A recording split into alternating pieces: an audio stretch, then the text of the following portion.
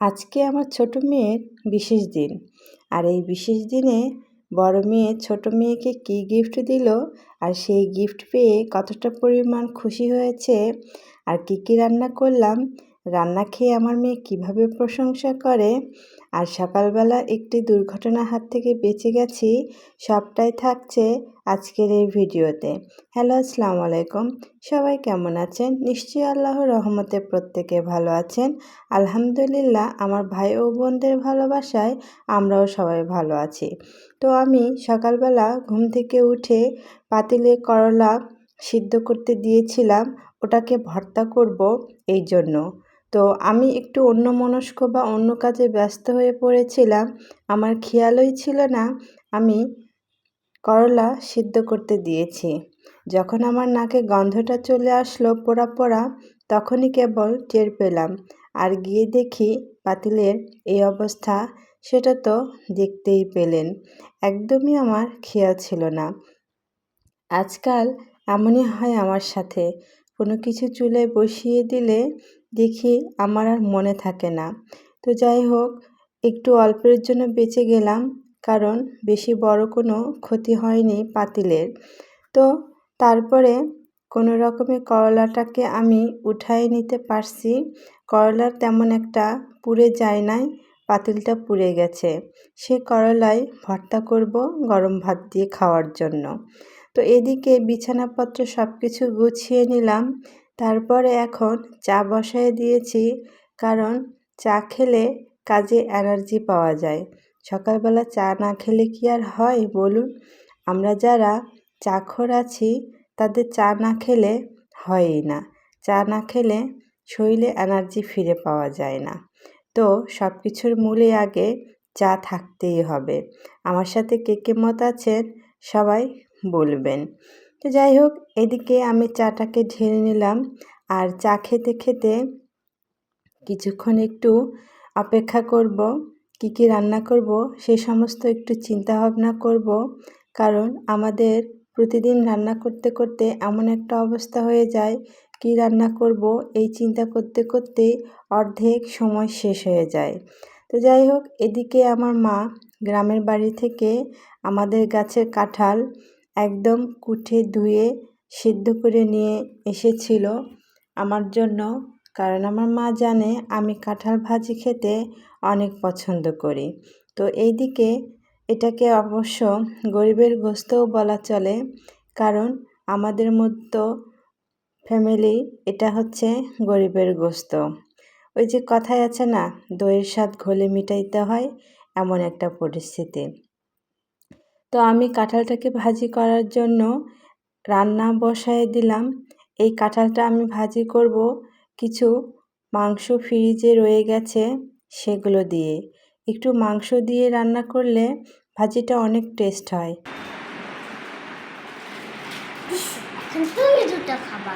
আমি দুটো খাবো?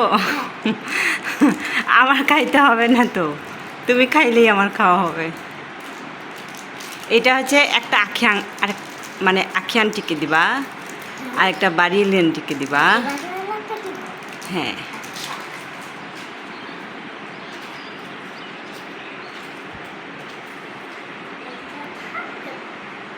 আগে আখিয়ানটিকে দিয়ে আসো। মেয়ে বলতেছিল, মামুনি আমি সবাইকে চকলেট খাওয়াবো আমার জন্মদিন উপলক্ষে। তো ক্লাসের যত বন্ধু ছিল এবং টিচাররা ছিল সবাইকেই চকলেট দিয়েছে। তো বাসার ভিতরে যারা আছে তাদেরকে কেন বাদ দিবে, এই জন্য তাদেরকেও দিতে গেল। এদিকে আমার মেয়ে আমাকে বলছে তুমিও খাও। তো আমি এখন বললাম, আমি কি খাবো? আমি কি খাই চকলেট? এই চকলেটটা আমার হয়ে তুমিই খাও। তো যাই হোক, এদিকে আমার গরিবের গোস্তটা রান্না হয়ে গেল। তারপরে মুরগি বসায় দিয়েছি। এখন এই মুরগিটা রান্না করব ওর জন্য। আজকের জন্মদিনে আমি বিশেষ কিছু রান্না করি নাই, কারণ 2 দিন আগেই আমি আমার মেয়েদেরকে পোলাও রান্না করে খাইয়েছিলাম। তো তারা বলল আর পোলাও খাবো না, এমনি নর্মাল কিছু রান্না করো, তা দিয়েই হয়ে যাবে। এই জন্যই মূলত আজকে বিশেষ কোনো কিছু রান্না করিনি। তো যেহেতু মেয়ের জন্মদিন, সেহেতু একটু কিছু রান্না না করলে কি আর হয়, তাই জন্য মুরগি রান্না করলাম। তো এইদিকে আমি বাটিতে ঢালছি, আর আমার পুচকি মেয়েটা আমাকে বলতেছে, আম্মু তোমার রান্নাটা দেখে না যা মজা লাগছে, মনে হচ্ছে এখনই সবগুলো খেয়ে নিই। তো আমি বললাম, তুমি কি খাবা? মেয়ে বলতেছে, হ্যাঁ আম্মু, আমাকে একটা বাটিতে দাও। তারপরে এই যে বাটিতে দিব, প্রচণ্ড পরিমাণে গরম, সেই গরমে হাত দিয়ে এখন নিতে যাচ্ছে খাওয়ার জন্য। তারপরে তো ছ্যাঁকাটা খাইলই, সেটা তো দেখতেই পেলেন। আর কিভাবে ও আমার রান্নার প্রশংসা করে, সেটা ওর মুখেই শুনতে পাবেন। আমার মেয়েটা আমার প্রতিটা রান্নারই প্রশংসা করে। জানি না কেন ওর মুখে এতটা ভালো লাগে। আমি অতটাও ভালো রান্না করতে পারি না, তারপরেও আমার এই ছোট্ট সোনামণিটা বরাবর আমার রান্নার প্রশংসা করে যায়। দেখবেন ও কিভাবে আমার প্রশংসা করে। আর গোস্তটা গরম লাগতেছিল বলে ফ্যানের নিচে এসে দাঁড়াইছে, বলতেছে আম্মু ঠান্ডা করে নেই। দেখুন কিভাবে ও প্রশংসা করে।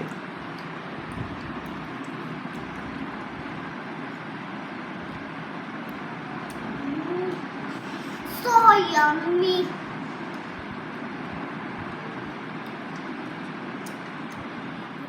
দেখাই খাবো।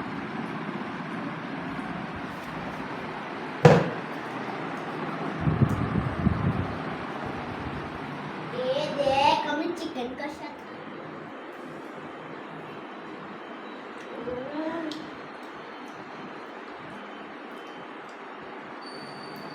আম্মু তোমার হাতে জাদু আছে, জাদু।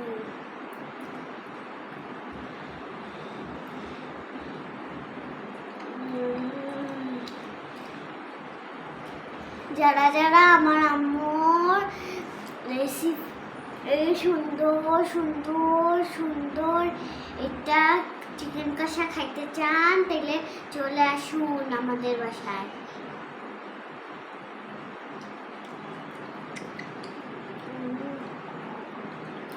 আমি গন্ধটা দেখেই বুঝতে পারছি এটা আজকে অনেক মজা হবে।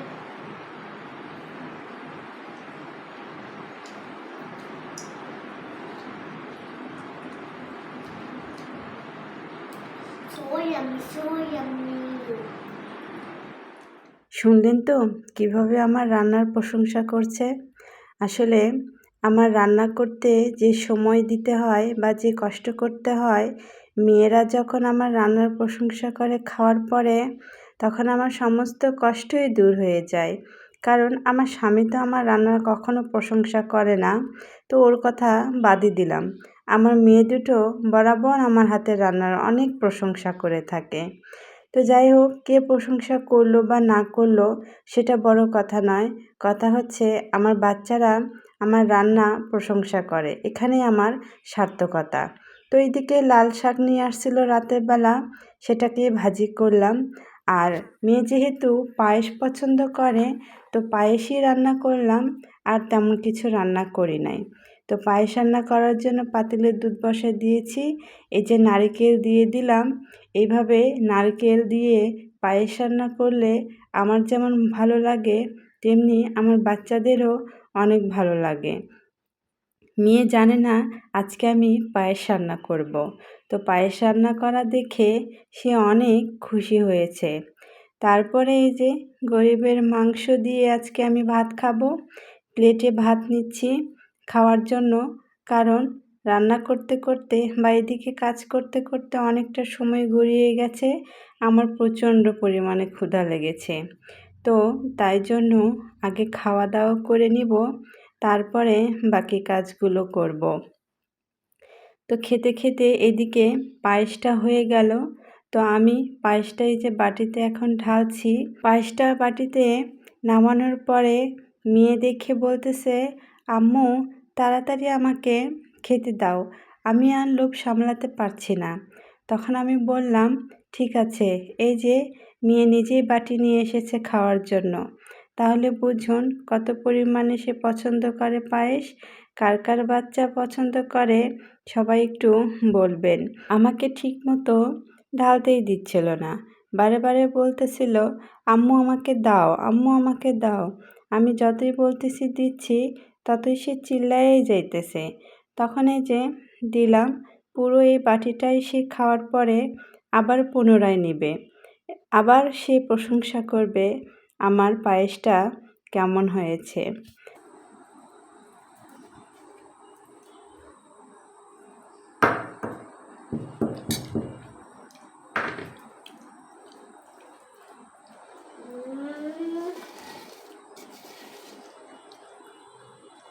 So nice.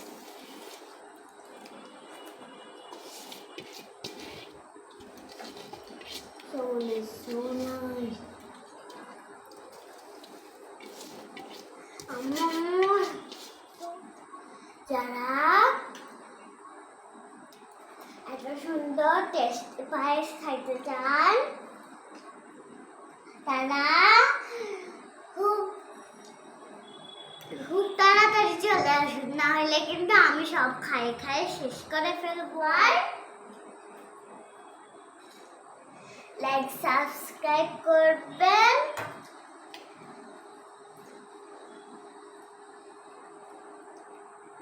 আর হলো কমেন্টে না লিখে যাবেন না কিন্তু। আজকে আমার বার্থডে। টাটা। এদিকে জন্মদিনের কেক নিয়ে এসেছে। তো জন্মদিনের কেক দেখে মেয়ে তো মহা খুশি। এখানে সবার উদ্দেশ্য করে লেখা আছে শুভ জন্মদিন মিশাইম। তো আমার মেয়েটার নামটা ভুল করে দিয়েছে, ম হবে কিন্তু ন দিয়েছে। তো যাই হোক, কিছু আর করার নেই, যেহেতু ভুল হয়েই গেছে। তো এদিকে আমাদের রিদা বুড়িকে না হলে তো আর হয় না। তো যাই হোক, ওর ভাগ্যে ছিল, তো ওকে নিয়েই জন্মদিনের কেকটা কাটলো আমার মেয়ে। দেখুন রিদা বুড়িও কতটা খুশি হয়েছে। ওকে নিয়ে জন্মদিনের কেকটা কাটতে পেরে আমার মেয়েটাও অনেক খুশি হয়েছে। তো যাই হোক, জন্মদিনের কেক কাটাকাটি করতেছে, আর আমি মেয়ের জন্য এই ভিডিওটা করতেছি।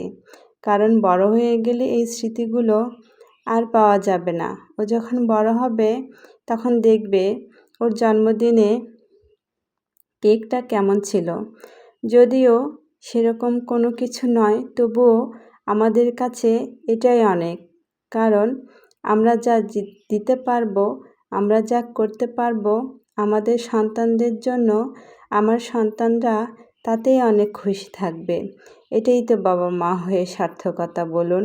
আপনারা সবাই আমার মেয়েটার জন্য দোয়া করবেন, সে যেন মানুষের মতো মানুষ হতে পারে। আমরাও বাবা মা হিসেবে যেন তাকে সঠিক পথ দেখাতে পারি বা মানুষের মতো মানুষ করতে পারি। এদিকে ওর বাবাকে, ওর বোনকে, আমাকে সবাইকে খাওয়াচ্ছে। খাওয়ানোর পরে আমি বললাম মামনি তুমি খাও। এদিকে রিদা বুড়িকেও খাওয়াচ্ছে। এদিকে বুঝতে শিখেছে ওর জন্মদিন কবে। তবে থেকে ও শুধু দিন গুনতে থাকে, মাস গুনতে থাকে, কবে ওর জন্মদিন, কবে সেই দিনটি আসবে যেদিনে ও কেক কাটবে, কেক কেটে সবাইকে এভাবে খাওয়াতে পারবে। তো সবাই ভালো থাকবেন, সুস্থ থাকবেন, আর আমাদের জন্য দোয়া করবেন। এভাবেই যেন আমি আমার সন্তানদেরকে মুখে হাসি ফোটাতে পারি ছোট ছোট বিষয়গুলো দিয়ে। এই যে বড় বোন এখন ছোট বোনকে গিফট দিচ্ছে, সে শুনে তো মহা খুশি। এই গিফটের প্যাকেটটা বড় মেয়েটা আমার অনেক কষ্ট করে আর্ট করেছে। যে গিফটের প্যাকেটটাও তৈরি করেছে আমার কাছে অনেক সুন্দর লেগেছে। আপনাদের কাছে কেমন লেগেছে সবাই একটু বলবেন। মেয়ে আমার কত কষ্ট করে, কত সুন্দর করে, কত যত্ন সহকারে গিফটের প্যাকেটটা তৈরি করেছে। বোন হয়ে বোনের জন্য এতটুকু করবে, এটাই তো আমাদের চাওয়া, তাই না?